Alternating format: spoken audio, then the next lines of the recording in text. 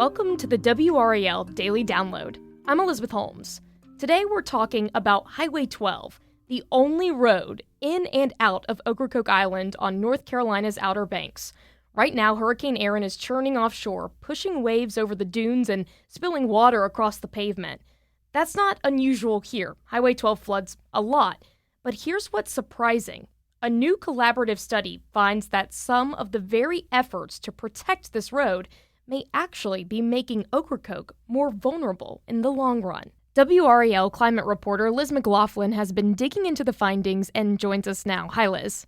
Hey, thanks for having me. Liz, I think what's most shocking here is this idea that trying to protect Highway 12 might actually be making things worse. Can you break that down? It does seem backwards. For decades, the North Carolina Department of Transportation has been trying to hold the line, building dunes, right? Placing sandbags, rebuilding sections of Highway 12 after the storms washed them out.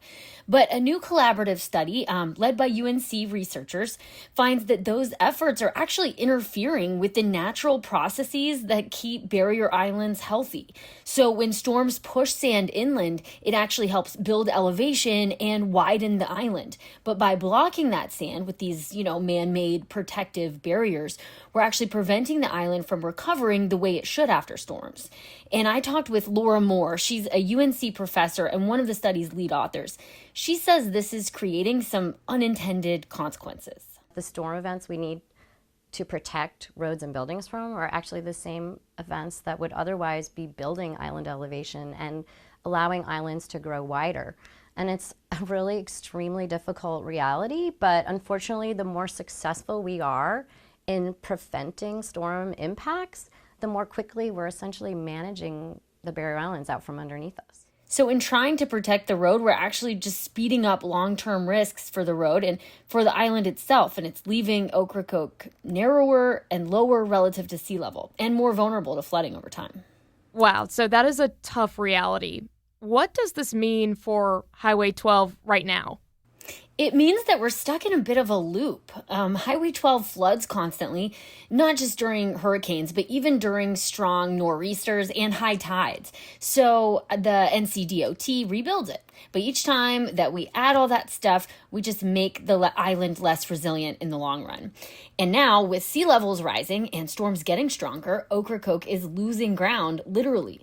And the study shows parts of the island are getting just narrower and lower relative to sea level. So it's essentially sinking. And that's leaving both the community and the road more exposed. I know we've been looking at these homes falling into the water. This is part of that. Paint a picture for us. For people who maybe haven't been to Ocracoke, what makes it so unique? Oh, it's a really special place. Honestly, one of my favorite in North Carolina. It's beautiful, but it is remote, and it's only accessible by ferry, private boat, or Highway 12. So you've got a small year-round community, local businesses, a lot of tourism. There's wild horses. I've eaten fresh figs off fig trees. I mean, it's a great place to visit, but it is surrounded by water on all sides, which makes it really special, but also really vulnerable when storms roll through. Right. And so in some ways, it seems like protecting Highway 12 has almost become synonymous with protecting Ocracoke Island itself. Exactly. But this study raises the question of whether we're protecting it in the right way.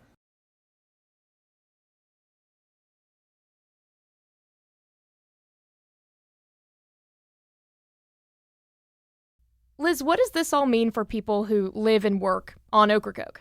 For residents, it's a constant balancing act. On one hand, Highway 12 is their lifeline. It's how they get groceries, medical care, supplies.